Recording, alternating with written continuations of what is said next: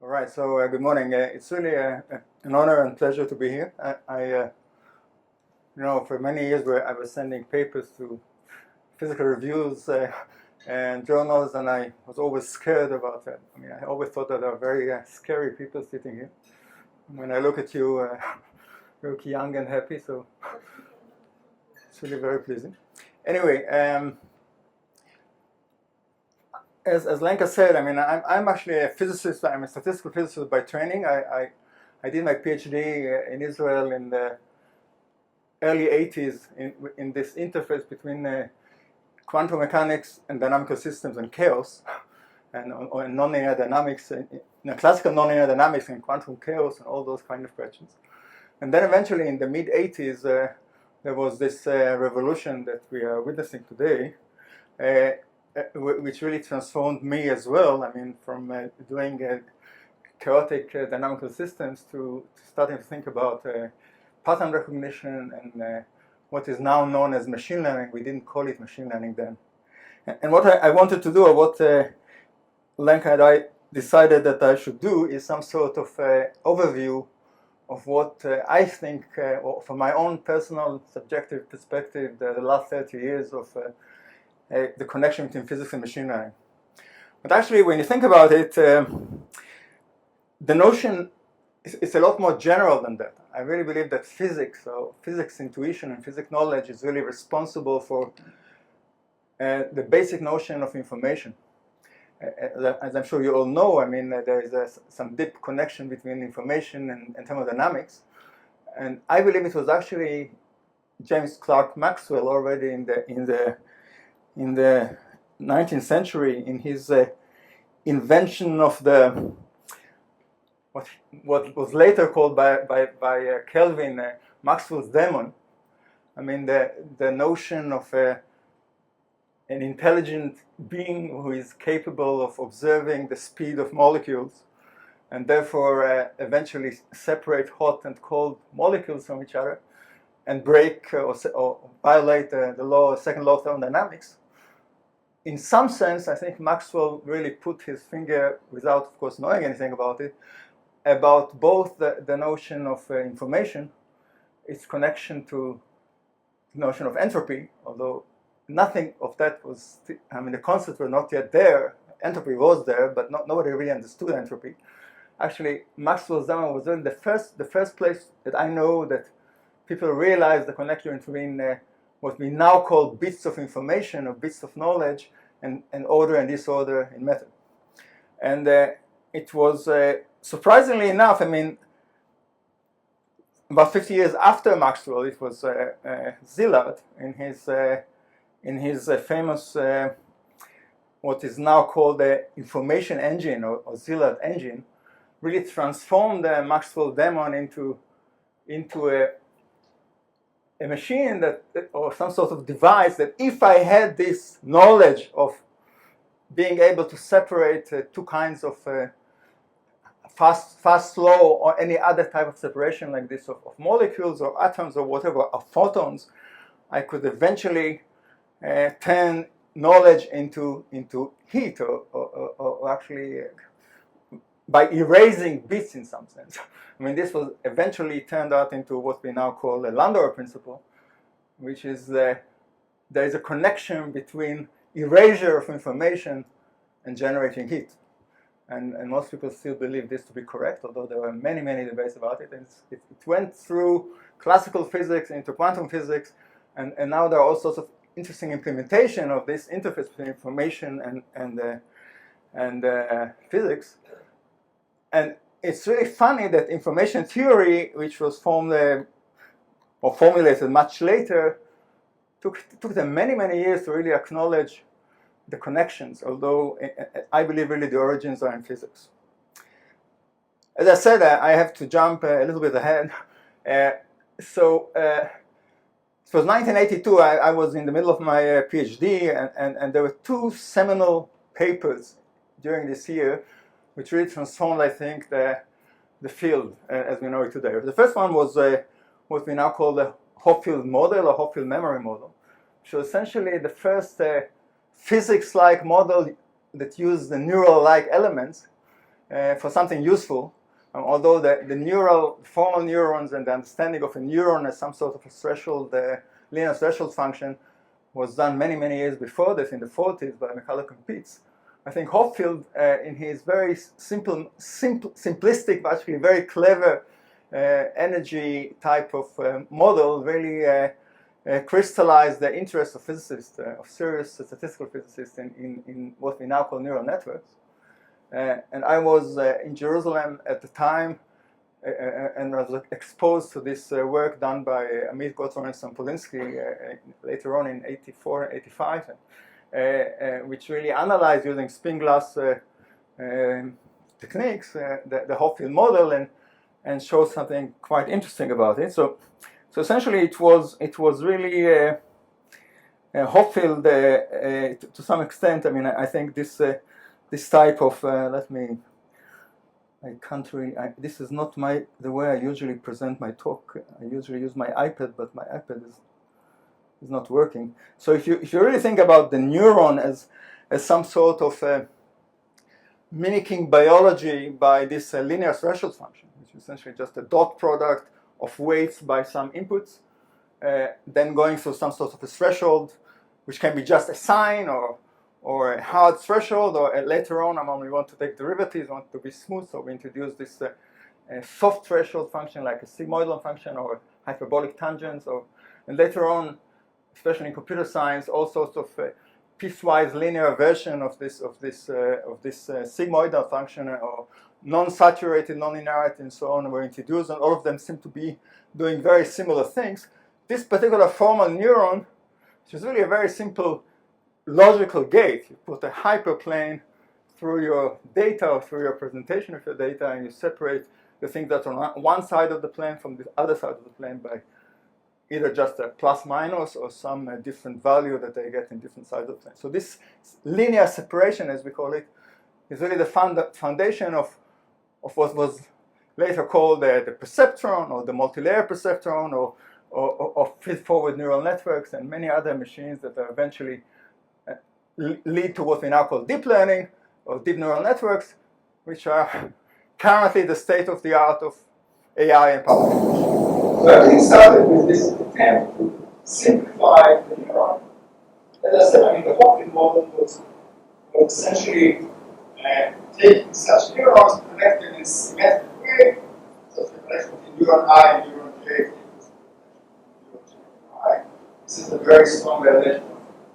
This was a understanding biology. It's never the case in biology. But it turned out to generate some sort of an edge function, which has this local minima, or local attractors, if you want, precisely at places that could be used as memories. So essentially, the Hopfield model is generating a landscape which, in high dimension, the minima of this landscape essentially associated with this pattern we want to remember. And the nice thing about it is that you can easily, and not so easily, use sophisticated spin glass type of physics to analyze the phase diagrams of such models.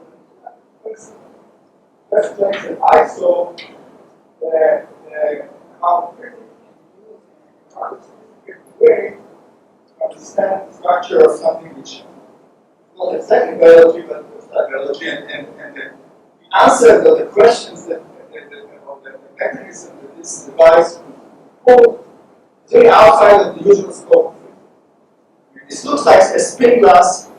This is actually a model of memory, associative memory, or pattern recognition, or many other things. Essentially, the idea is that you start somewhere with some random noisy pattern. The dynamics of minimizing this energy is going to take you to one of the memories, and if you're close enough, it's going to correct in some sense the complete. Okay, so this was my first encounter with the connection between statistical physics and machine learning. But the nice thing about the story that at the same time,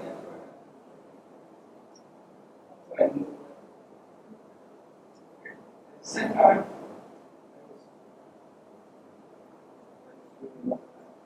the same year, 1982, a computer scientist, a very famous computer scientist from Harvard, Les Valiant, with Turing Award and many other things, who actually contributed a lot to the foundation of computer science, computation theory. Came up with a very clever and clean paper which he called A Theory of the Learnable, which was essentially formulating very crisp and very elegant bounds on the number of examples needed in order to learn with some sort of bound on generalization error, which he called probably approximately correct learning, or PAC. And this PAC model, which came by Valiant in 1982, was really, at the time, it looked completely orthogonal to the ideas of Hopfield on memory and learning. And what eventually connected them is this notion of a multi-layer perceptron, or actually, instead of connecting the neuron in some sort of a symmetric way and using the dynamical system or the dynamics of the system in order to associate patterns, what he did, what was done later on was this multi-layer perceptron or multi-layer neural networks, which have the structure of many layers of neurons. Again, the reason I need to jump is just because I cannot skip here. Things like this. Essentially, so this was in some sort of a competing model to the Hopfield model in terms of how to use neurons for doing pattern recognition. And this is the way we thought about it in the 80s. So there is some sort of an input layer of, it could be features or just, a representation of a pattern like pixels of an image or samples of speech or whatever. And then they simply move forward. So those connections are the opposite of symmetric. Each layer is connected in one way to the next layer. And you get this cascade of, in this case, very few, just two internal or hidden representations, which eventually somehow, if we train somehow the weights correctly, we expect the last layer to linearly separate our question, our binary question. So in some sense, in the original layer, there's no way of really separating by hyperplane the points which, let's say, image with me and image without me or something like this. Somehow by this scrambling and re-scrambling of those representations by many hyperplanes, we managed to eventually linearly separate the data. This was the concept in the 80s.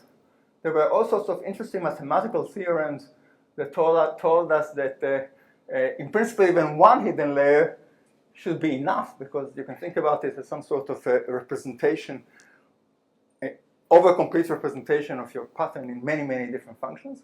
So if you have enough hidden layers and sufficiently nonlinear units, you can in principle do this trick by embedding your pattern in very high dimensions. This was actually later on turned into a complete and very interesting set of machines, which we called Kernel machines or support vector machines in the 90s. But this notion that one hidden layer should actually be enough dominated the late 80s. I was then in the US. I was first at MIT and then at Bell Labs for 5 years. And Bell Labs was the place where all these things really happened. People started to got very excited about the notion of neural networks. And several groups, both in Murray Hill and in Homedale at Bell Labs in New Jersey, started to work on both applying those networks to real things like digit recognition and handwritten digit recognition like the MNIST data. Or I was in Murray Hill and I thought more about speech recognition. But these things never worked very well. They worked, but they could not scale very nicely. And actually we knew that we need, in order to learn them, we need very large hidden layers. And actually later on we had theorems that told us that it has to be exponentially large in the size of the input in order to actually work.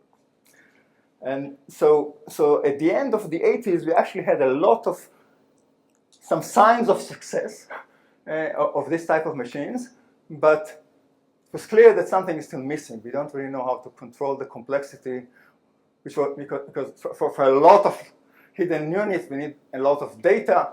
And the notion was still that these type of things behave like statistical parametric models, and where the parameters are just the number of weights, the weights. So the number of weights, when it gets very large, classical statistics tell us that we need data which is of the order of this number of parameters. Okay, so that's really what everybody believes. And I'll tell you something about this in a second. But what really happened again in the 80s was another remarkable physics work, which was done by this young woman, Elizabeth Gardner, in the mid-80s. And again, following this work on the Hopfield model in the 85, 86, there was a workshop in Jerusalem in 87 on the physics of neural networks. In some sense, it precedes a lot of different activities all over the world.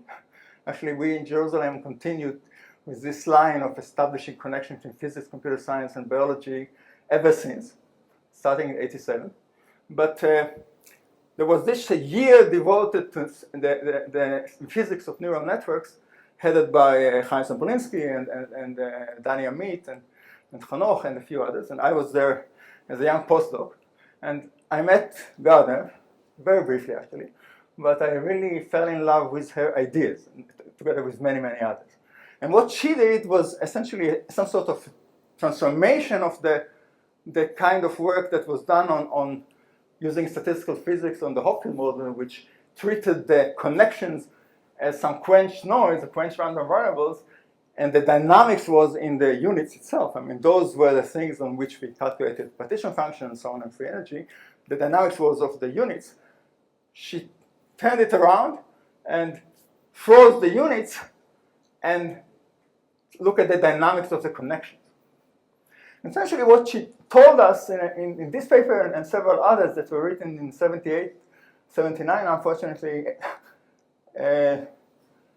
I'm sorry, 86 and 87, unfortunately Elizabeth died in 1988 with a lot of unfinished works. Some of them were sketched or essentially just listed as open problems by Bernard Derrida, who was a collaborator at the time. And if you look at it today, it's quite amazing. She actually showed us the way to, and which eventually took almost 30 years to fulfill, how statistical physics can really allow us to calculate essentially volumes of connections. I mean, so essentially you can ask yourself, I mean, how many networks achieve a certain error? What is the number of configuration of this ensemble of networks that can get a certain error? And he showed us how to do it. Actually, it's a very simple trick. I mean, you just take a theta function on your constraint, and you integrate.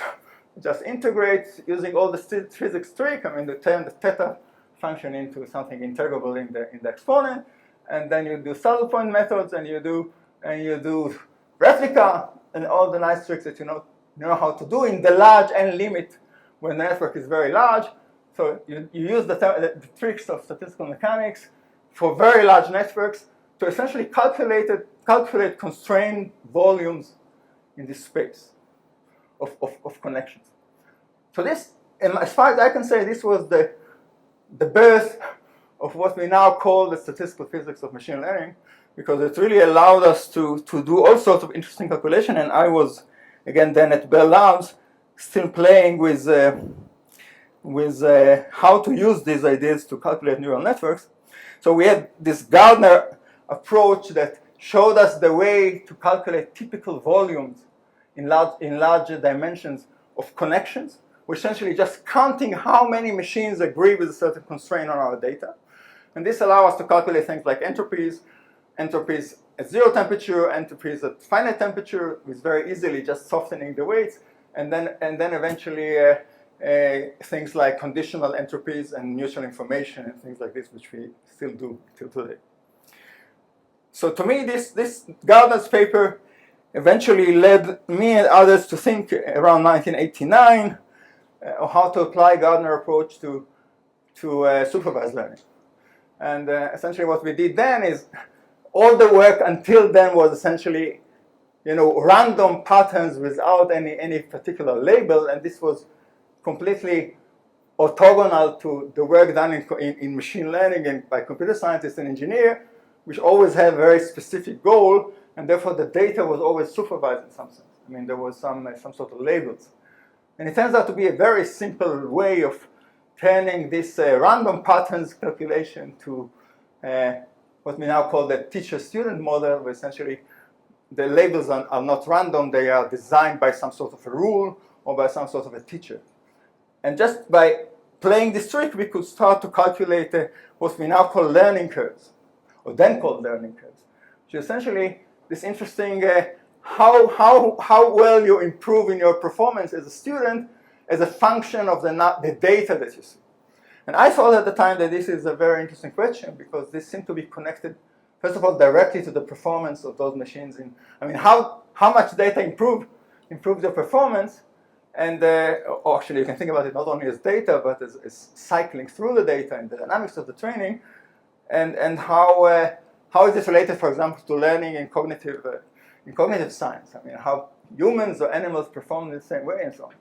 And one of our first surprises during 1990, more or less, is that these learning curves, I mean, the performance of machines during learning actually exhibit very interesting physics. I mean, so there are all sorts of first-order phase transitions, second-order phase transitions, and so on. Many different things happened along this line. I just want to show you again the nature of the calculations that we did in those days. So, for example, we had this paper with David Hauser and Sebastian Sung and Michael Kernel at the time, which essentially, I mean, okay, so before I say that, I mean, one of our frustrations as physicists were doing what we thought are very elegant and very clever calculations of machine learning. This has essentially zero impact on the machine learning community. I mean, nobody really was interested in calculating exactly the amount of generalization error in a very specific one-layer perceptron. I mean, nobody in that community at the time, whether it was engineers or computer scientists until today, by the way, or anyone who did pattern recognition at the time, didn't care about this very elegant, this very specific calculations of very specific models. So this trick that physicists are used to, I mean, take a toy problem, analyze it until you really understand every detail, and then try to understand how general it is. What does it tell us about the general case? This type of generalization from one example or one toy problem was never convincing. And of course, the analysis was non-rigorous. I mean, it has all sorts of, replica calculations, tap equations sometimes. I mean, things which were dubious, to say the least, for mathematicians and computer science. So at least I was very frustrated that we come up with such a good insight about things and we don't impact the community at all. I mean, we presented it at NIPS. It's the best conference at the time, and I talked about it everywhere to everyone. And actually, I did also practical work and showed that there's some connection with we see phase transitions in object recognition, that we see phase transitions in speech recognition, and so on. And I connected it with Gestalt phenomena and things like this. But nobody really took it seriously.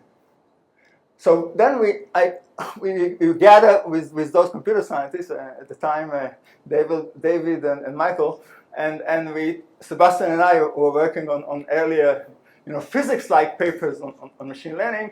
We wanted to convince the CS community that physics actually has a lot to offer. And we wrote this paper, which I still find one of the most interesting papers I ever wrote, and some of the less influential ones. Because again, we managed to prove that generically learning problems are going to have jumps like this in the error. So you see, alpha here is the density of examples. I mean, how many examples I have per parameter of the problem, and you see that the error goes down in a very monotonic but not smooth way. I mean, sometimes there are jumps, sometimes there are faster and slower, and everything is associated with a phase diagram, some different phases of the problem. Sometimes the problem is hard to propagate. And this analogy between phase diagrams of spin glasses or complicated dynamical systems and learning I found incredibly interesting, and I was very frustrated that it left no impact. So this was essentially the situation around 93, 95. So there was really this golden period of what we then called the statistical physics of learning. A lot of young people jumped on it.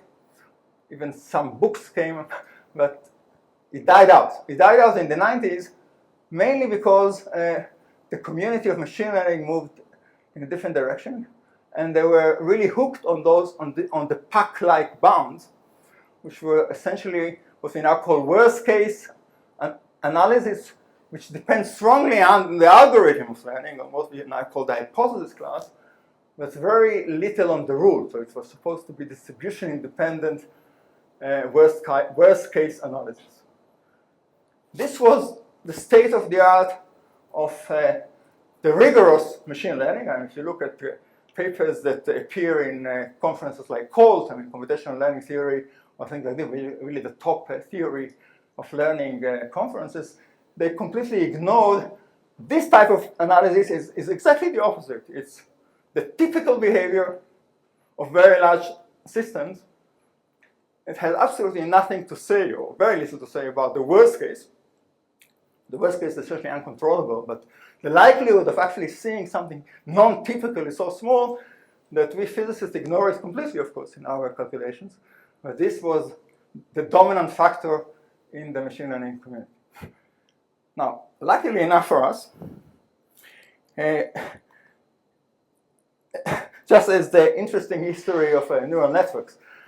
So this layered network came up in the 50s, died in the 60s and 70s due to some misconceptions about the ability to train multi-layer systems, came back again in the 80s, and were killed again in the 90s by essentially the work of Vladimir Vapnik, who really showed us that we can actually, instead of using those layers of networks in a very obscure way, we really didn't understand what they learn, or how they learn, or why they learn.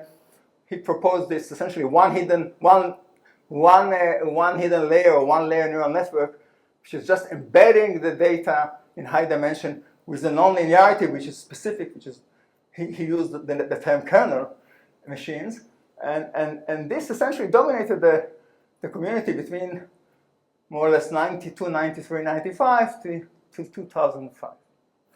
So the machine learning community was dominated by kernel machines.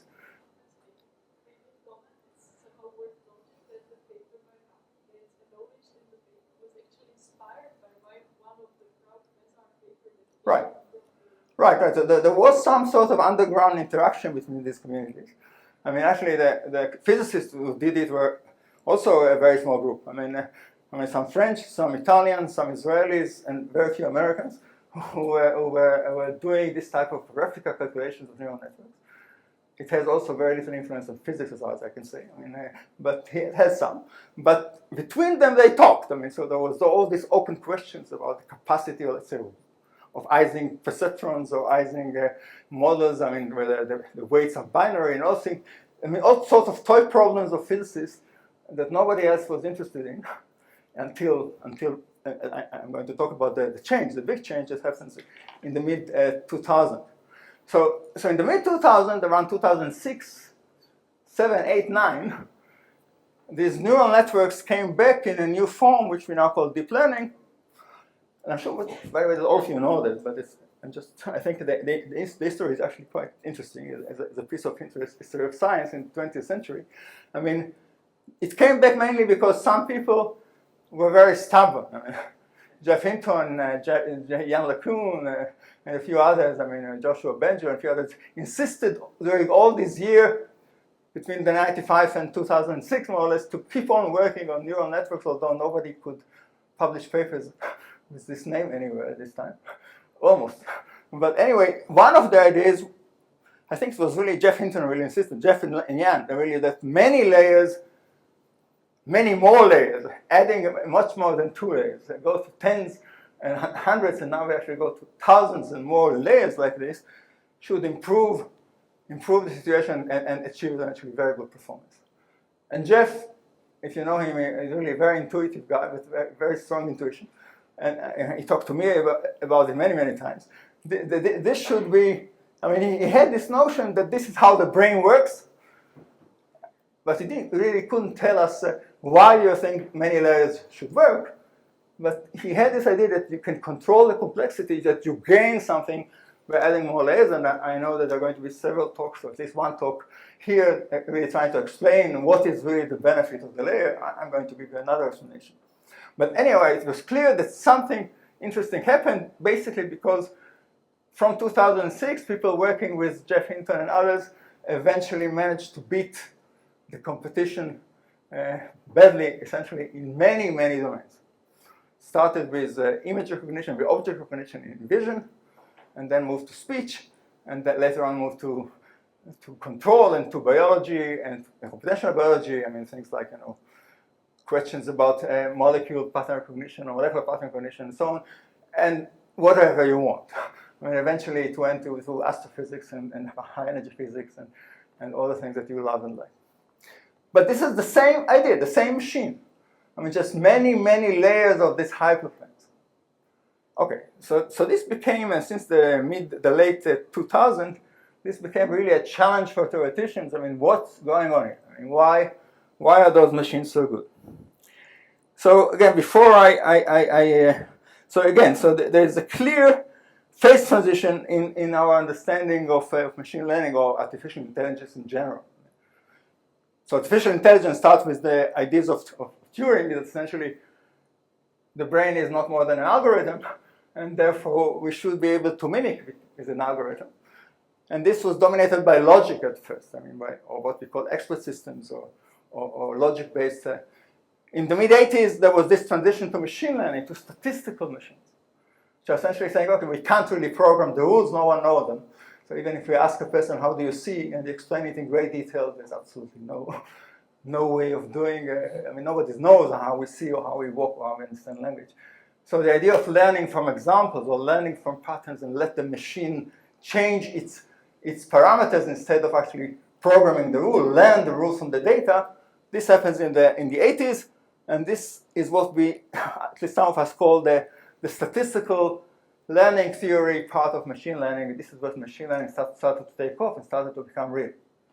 But the real revolution happened then in the late 2000s in this new phase that we call machine learning, deep learning. And deep learning, as I said, is nothing more than going back to the neural networks. And the interesting question is there something more than fitting data? That's still a very interesting point in debate by many people. I mean, is machine learning more than just fancy high-dimensional curve fitting? Yes? Your perspective on this. In 2006, we worked with unsupervised networks. Yes. There's this other transition. Yes, the Boltzmann machine, the things like it. Right. Okay, so. I'm just wondering what your thoughts on that. Yeah, so within this small group of people who believed in deep neural networks, there was also two different parties or two different camps. The people like Jeff Hinton who believed that eventually the pattern recognition is mostly unsupervised. And he worked on this idea of the restricted Boltzmann machine, which was actually invented in the 80s, which is some sort of equilibration. Statistical mean very much like going to equilibrium in statistical physics, some sort of Gibbs distribution between every two layers. But there was Jan LeCun, and actually who pushed the supervised, that you need data, and actually the reality is somewhere in between, of course. We need some supervision, but most of the work can be done unsupervised. But supervised learning is very much like curve fitting. Again, curve fitting is of course something done by physicists all over. I mean, we have data, we fit functions to it. This is something invented by Gauss, and nothing new here. The question is whether machine learning is not much more than just fitting classes of functions to data. And if you ask today, you can still hear people, like, I don't know, Judah Pearl, for example, just had this very strong statement that deep learning is nothing more than curve fitting, and it's very surprising that it's done. But we know that the curve fitting, of course, so what we learned in the 80s, it's not fitting the data, which is important, but it's fitting the function outside of the data, what we call generalization, which means we are not supposed to just fit or interpolate the points that we see. This will never work well outside. So the whole point is how to avoid overfitting. or how to improve generalization. And essentially all of machine learning is all sorts of tricks of avoiding or regularizing your curve fitting to avoid overfitting. And that's really, if you look at the theory of machine learning today, the best textbook that we have is nothing more than rigorous worst-case bounds and tricks of regularization, which are essentially how to avoid overfitting. I believe that, not with too many others, the deep learning is actually playing a different game. That it's more than overfitting. There's something in the way we train deep learning which really brings us to very different domains. So let me just go back to my overview. So again, we learned a lot in the 90s. During the 2000s, there was a flood of results on graphical models, 90s and 2000s, which is essentially things like, graphical models are essentially those statistical models which are based on graphs, nodes, and connections, which have a very explicit statistical interpretation. So we can actually calculate conditional probabilities to create a joint distribution of nodes. And the whole problem was somehow get good estimates of the joint distribution, of some marginal distribution, of some conditional distribution from partial data on such nodes. This had a very interesting interface, and I'm sure Lenka spent most of her work on this in this domain. Essentially, like approximate message passing algorithms, a lot of linear models, essentially like compressed sensing, or like essentially linear regression with partial data. All these things, which are relatively simple to express mathematically, also have very nice statistical physics behind it. And this is also where some of the replica techniques became much better understood and even rigorous in some cases, although most people still don't know about it, but it's there. There was another aspect which I was involved from the very beginning, and this is the connection between information theory, statistical mechanics, and machine learning. So I thought, for all sorts of reasons, that information theory captures something very nice about the story of learning by formulating everything rather than in terms of energy and entropy and things like this, but in terms of bits. How many bits I actually have about how much I get from the data, how much I need for my rule, and how is actually information is flowing in some sense in the standard language of information theory. What is the communication complexity, or what are the capacity, or what is the rate of information between nodes in those networks? And I thought it's an interesting question because information theory eventually led to very interesting typical case behavior results. Again, statistical physics, but the language of information theory for some of us was easier and easier to communicate to engineers and to computer scientists. Again, it's Gardner's method which showed us the way to connect statistical physics with measures of information. Starting from calculating volumes, which led to calculating entropies in some discrete models, which eventually led to calculating conditional entropies, and from conditional entropies we could calculate mutual information and other things. So it was clear that, first of all, we can use statistical mechanics or this large-scale asymptotics to calculate information theoretic quantities. And second, that using information theoretic quantities, we can get rigorous bounds. At least this was my feeling. And so this is something we kept going. Forget about statistical mechanics. Try to show how information theory helps learning. And that's, by the way, it took many, many years. It's only until more or less 2010 where information theory started to take the physics method seriously. They always had, it was not rigorous enough, it was not clear how it is related.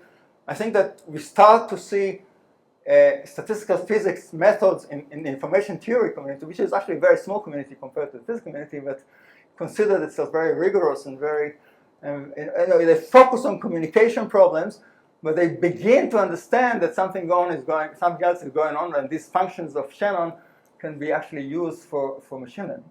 That's something which I personally pushed very hard.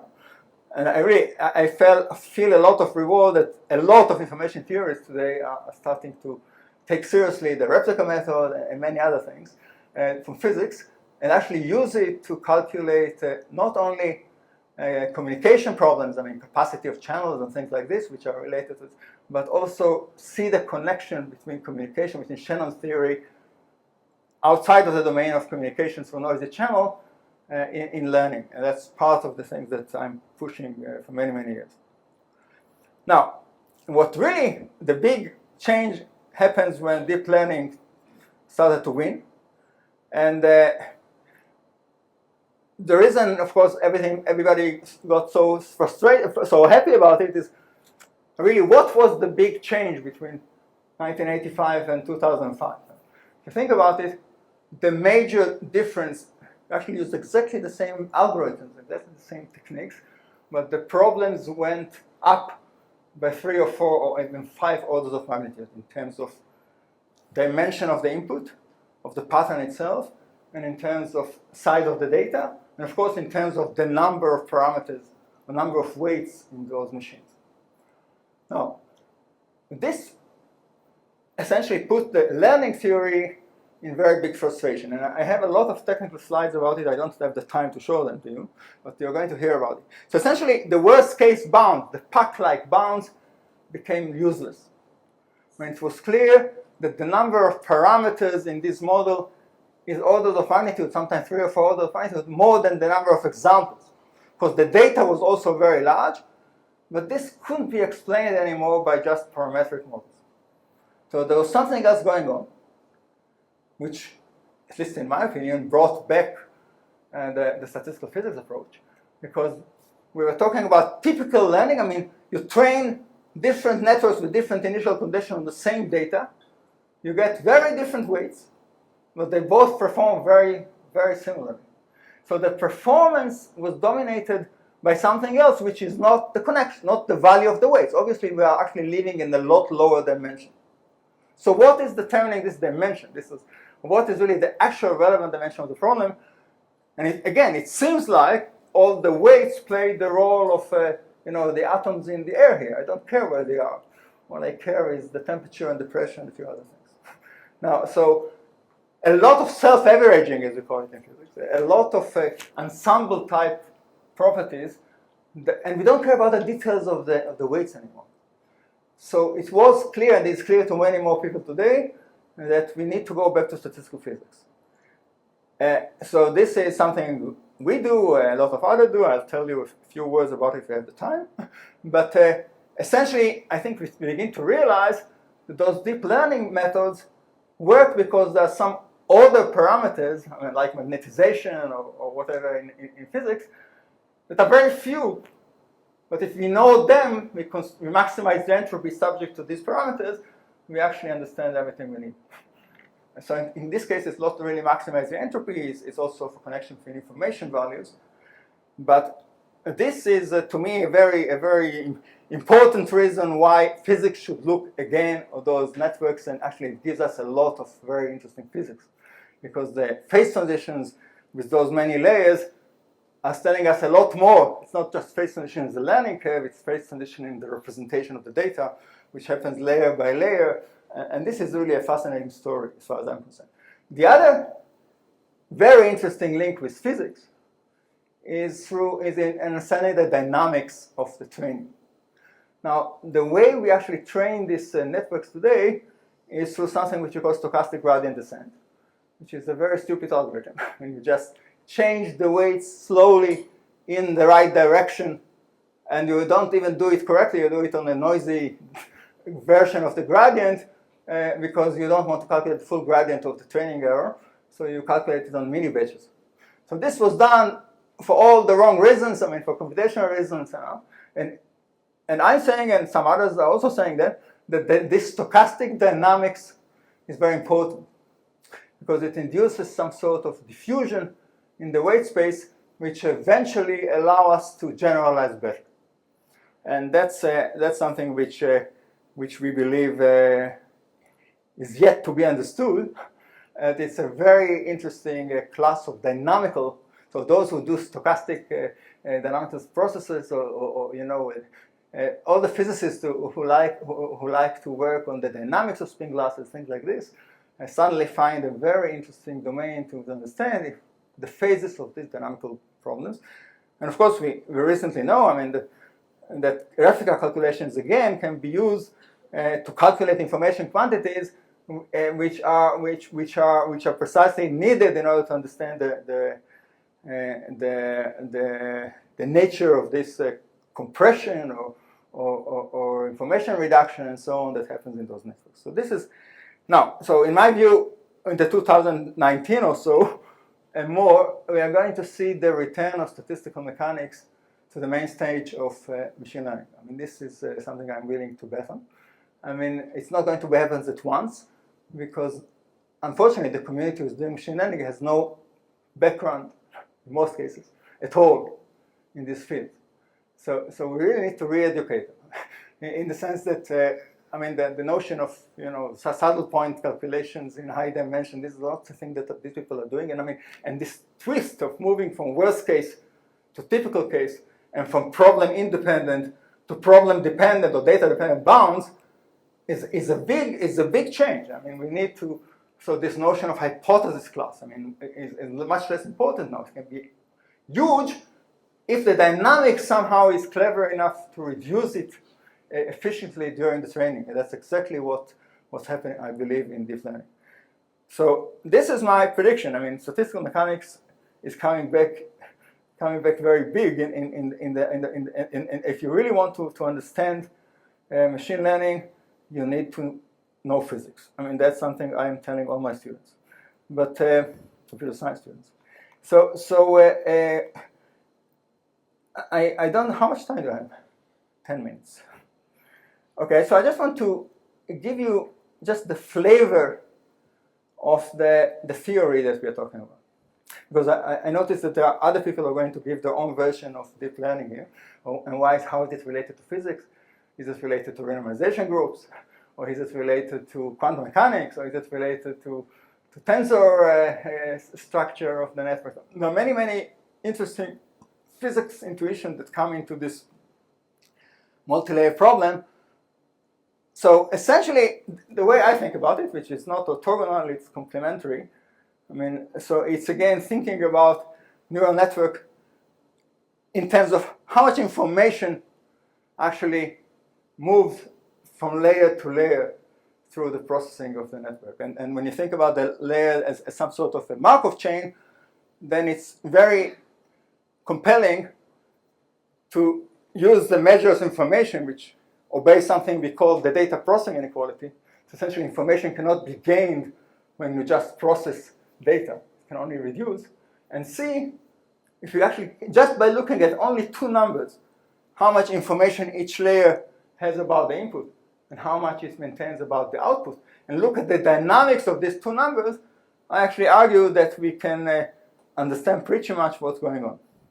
And again, it's not a big surprise that these two quantities, the mutual information about the input and the mutual information about the output, are well behaved statistically in the sense that if we talk about factorizable models or models generated by localized Hamiltonian or many, many other things which essentially dominate the pattern recognition problem, image processing, speech processing, whatever you want, then this factorization in the log turns into sums of independent, conditionally independent terms, which eventually average, as we call them, self-average. So these quantities, information about the input, information about the output, concentrate in the classical sense that we know from thermodynamics, just like entropy and energy and magnetization and other things like this. So these quantities should be calculated using statistical mechanics, and Lenka can tell you a lot about how it should be calculated. But the way I think about it is that each layer of the network has essentially two and only two quantities which are really important. One of them is a characterization of the encoder. I mean, what is the map from the input to the layer? And the other one is the characterization of the decoder. So I'm using these terms because this is the information theoretic way of thinking about it.